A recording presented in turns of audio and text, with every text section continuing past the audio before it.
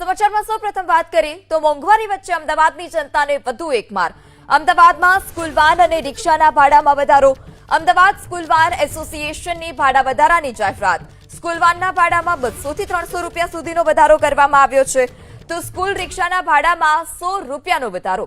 1 kilometre school વાનનું નવું ભાડું હવે 1400 રૂપિયા નક્કી કરવામાં આવ્યું છે।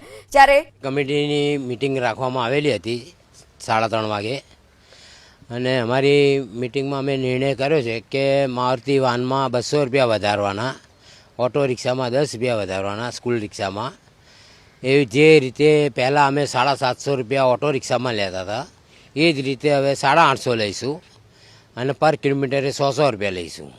એ જ રીતે વાનમાં પહેલાં અમે 1200 લેતા હતા, હવે મિનિમમ ભાડું 1400 રૂપિયા થશે અને પર કિલોમીટર 200 વધશે। 2024ની સાલમાં છેલ્લો ભાવ વધારો કરવામાં આવેલો હતો